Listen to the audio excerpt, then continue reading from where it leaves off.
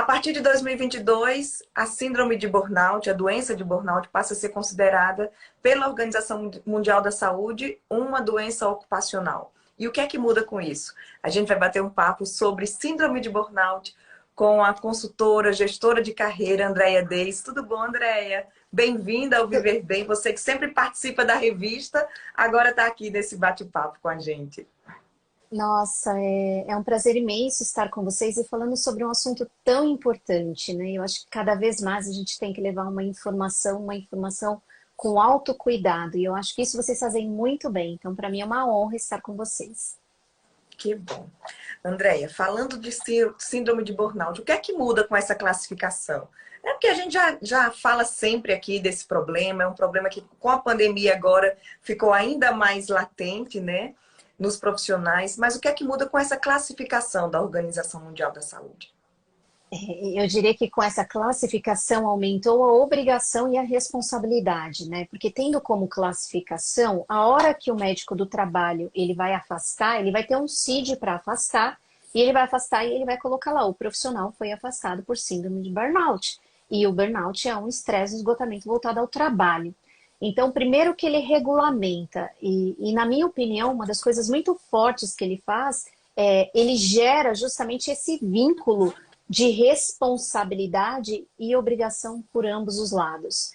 Então, antes, né, a gente encaminhava para um psiquiatra, um psicólogo, e a pessoa era diagnosticada, por exemplo, com depressão, com estresse, e muitas vezes não se dizia que eram oriundos do trabalho. Ah, você somatizou vida pessoal, vida... Não, agora não. Agora, com a regulamentação, a hora que o psiquiatra ele vai fazer o diagnóstico e ele vai sinalizar pelo CID que é síndrome de burnout, ele vai dizer, olha, é uma doença organizacional. E quando eu falo é uma doença organizacional, o que eu digo? Organização, você tem responsabilidade sobre isso. Então não adianta só afastar ou julgar este funcionário. Então vai ter que mudar o olhar para como está acontecendo essa gestão, né? Então eu acho que a gente sai desse... né? Muitas vezes a pessoa era afastada e nitidamente a gente percebia que aquele adoecimento era organizacional. Mas a grande maioria das vezes, ele era atribuído, por exemplo, com relações voltadas à própria pessoa, como se fosse uma coisa só pessoal. E agora não. A partir do momento que ele coloca o CID, ele diz para a organização, olha, fique atento, algo não está legal no seu processo ou na sua gestão que está adoecendo as pessoas. Quais são os principais fatores de adoecimento? Você que atua aí próximo a essas empresas, aos profissionais, quais são os principais fatores? O que é que você destacaria nesse ambiente organizacional que pode predispor à síndrome de burnout?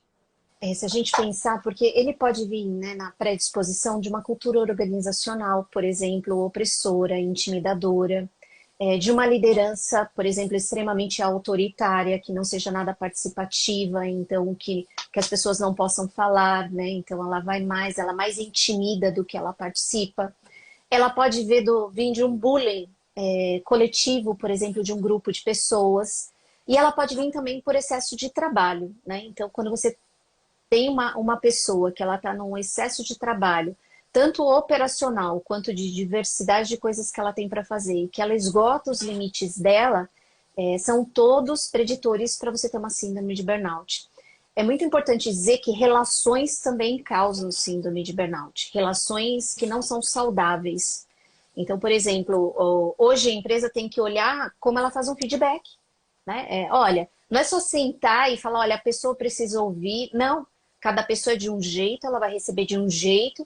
Então, esse sujeito que vai dar o feedback, ele precisa saber que quem está do outro lado é diferente dele, né? E que esses feedbacks, por exemplo, essa competitividade, ou como é feito, né, esse acompanhamento, esse monitoramento, com o tempo ele pode adoecer as pessoas.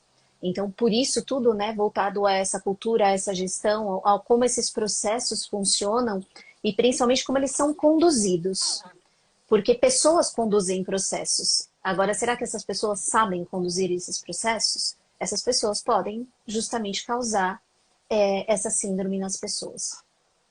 Andréia, o que observar? Na fase inicial, né? O próprio profissional se auto-observar e a empresa observar características naquele profissional de que ele pode estar começando a desenvolver esse problema? Quais são os primeiros sinais? Porque Nossa, geralmente quando chega o diagnóstico já é lá em cima, né? Já é quando a pessoa já está no limite, já passou de tudo. infelizmente a pessoa já vem no limite. Você sabe o que acontece? Nós, culturalmente, nós ignoramos todos os sinais primários e secundários, e aí a gente só pega a doença quando ela já está realmente agravada. Sabe por quê? Porque a pessoa fala, poxa, eu tô meio desanimado, acordei numa segunda-feira cansado, acordei na terça. Ah, mas é normal, eu tô com excesso de trabalho. Tenho uma dor de cabeça hoje, amanhã ela se repete. Comecei a comer demais compulsivamente, eu perdi o meu apetite. Muito comum dar aquelas doenças de pele. Comecei com aquelas doenças, sabe, de começa a coçar e aquilo não para. Dermatites de contato. E aí tudo isso eu vou falando, é normal. São coisas, eu tô meio estressado. E aí esse incômodo inicial, ele se agrava. Quando ele se agrava, eu vou dizer o que acontece a maioria das vezes pelo que eu acompanho. O que essas pessoas fazem quando ele se agrava? Deixa eu pesquisar na internet ou ir numa farmácia. E aí começa a comprar aqueles remedinhos ou placebos ou quem me indicou.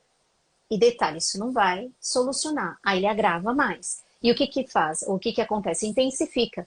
Então, se você tinha dor de cabeça 3 vezes por semana, você tem 4. Se você tinha aquelas dermatites, elas já tomaram, né, os seus braços, suas pernas, muitas vezes aquela sudorese, né, intensa que você tem, desânimo, apatia. Tem uma coisa que eu tenho pego muito a síndrome de burnout, retrabalho, falta de atenção. As pessoas viram e falam, nossa, mas você erra todos os dias isso? Que falta de atenção. Gente, não é possível que uma pessoa sã, que não tem uma patologia, ela cometa o mesmo erro todos os dias. Ali não é só falta de atenção. Ali ela não está mais enxergando, ela não está pensando, ela está no automático. E ela pode estar no... Quando vem muito essa falta de atenção, muitas vezes já é até o nível 2, nem é o nível 1. Porque você já não consegue conduzir. Sozinho, aí é como se você entrasse num piloto automático. Então aí a empresa vem e fala, nossa, mas de novo esse retrabalho, né? Então tem que tomar muito cuidado com isso. Porque não é normal. Você ensina uma vez, você ensinou 2, a pessoa está errando todos os dias, ela está esquecendo tudo, todos os dias ela esquece. Não é normal. E são todos sinais que vão dando, né, discretamente, que você pode estar entrando numa síndrome de burnout. Uma outra coisa que me faz, uma outra coisa, pessoas irritadas, irritadíssimas, nervosas. Nossa, é um perfil de personalidade. Existem transtornos de personalidade, sim, mas não são todos. Porque até os perfis de personalidade de pessoas agressivas, hoje a gente tem trabalhado no moderado. Então, cuidado para o próprio gestor, eu acho que a gente precisa falar sobre isso, não dar um diagnóstico que ele não tem competência para isso. Porque às vezes aquela agressividade é uma rota de fuga. E a hora que ele está muito agressivo, essa pessoa ela pode infartar, por exemplo. Pode ter um infarto. Por quê? Porque ele está tão estourado já, ele está tão no pico que o próximo é infartar. E pode se levar até num desses infartos a um óbito. Então não são todas as pessoas nervosas, é normal, é da personalidade dele. Não, não é normal. Uma pessoa com pequenas coisas, médias, tudo irrita? Não. Então são sinais que realmente não podem ser ignorados. Como é que é o tratamento? Qual a condução para esse acolhimento e esse tratamento da pessoa que está sofrendo com a síndrome de burnout? Pois é, uma coisa bastante importante falar do tratamento, eu não sei se a gente tem a oportunidade de falar sobre isso, mas eu queria dar um passo antes do tratamento, de falar que a maioria das pessoas não tem coragem de falar sobre esses sintomas, nem para a empresa e nem para as famílias. E o tratamento só vai acontecer se você reconhecer. Então, você reconhecer que você está num descompasso é importante. Então, a primeira coisa é o reconhecimento, né? Você falar, poxa, eu realmente estou. Segunda coisa é você ter gestores ou líderes aptos a olhar uma pessoa nesse estado e falar, olha, não é normal. Preciso fazer um encaminhamento para ter um diagnóstico. Porque o tratamento ele só vai ser aceito depois que a pessoa ela se permitir a ir buscar ajuda, e a maioria não vai. Esse é um grande problema.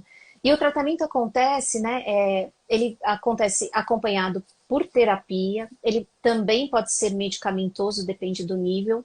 Então, normalmente o psicólogo, ele é multidisciplinar. A gente entra num processo do terapeuta cognitiva comportamental, trazendo novos modelos de vida, de comportamentos, né, tratando como ele enxerga, como ele pode fazer outras coisas. O psicólogo é fazendo uma terapia para ajudar a tentar entender como que aconteceu aquele transtorno. E o psiquiatra, muitas vezes, ele precisa estar junto conosco, porque às vezes ele está tão no pico que ele precisa ser medicamentoso e o psiquiatra ele vai entrar dosando aqueles hormônios que podem causar algum pico de estresse alto que pode levar realmente a uma situação mais grave. Então é um tratamento multidisciplinar, ele não pode ser isolado, né? A gente olha por vários profissionais que vão acompanhando até você ter a autonomia dessa pessoa.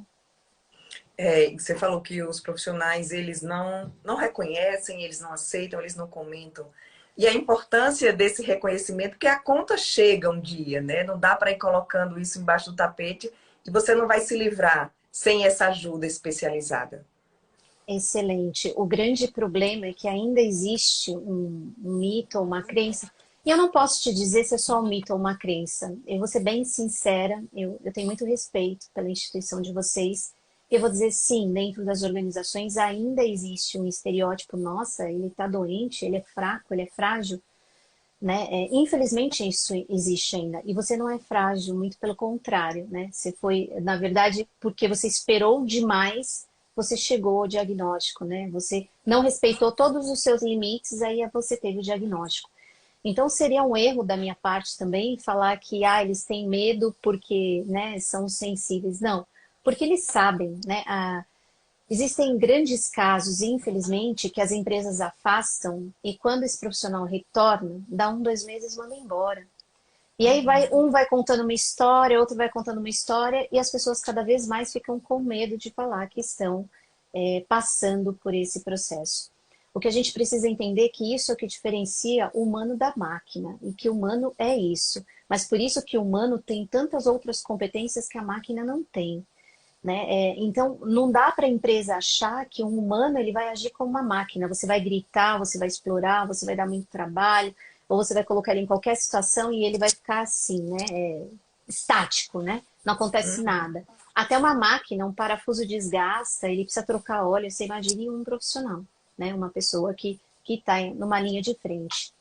Então, eu te diria que esse é um grande problema, né? Essa crença e essa cultura do que é o burnout. Ainda é um problema muito grande porque se fala pouco. E quando se fala, joga para o trabalhador, né? Ele está, não, nós estamos. Porque se eu estou, é porque você compactou isso comigo. Nós ficamos juntos doentes. Só que você tem o poder o quê? Da empregabilidade, você tem o poder da contratação, da demissão. Eu não. Então, na minha opinião, a gente tem que falar mais sobre isso, porque você capacitar um profissional de novo também custa dinheiro. Esse profissional, se ele tiver com uma saúde mental, ele vai te dar um retorno muito maior, ele vai performar muito mais, ele vai ser mais criativo, ele vai ser mais colaborativo, mais participativo com as pessoas, ao ponto que se ele estiver adoecido, ele vai estar muito mais estressado, muito mais agressivo. Então todo mundo ganha, mas ainda existe um muro, não existe uma ponte, né? Eu falo isso com tristeza, porque acompanho muito, né? Desses estereótipos de como a empresa recebe isso e de como o funcionário ele se sente intimidado em falar sobre o assunto.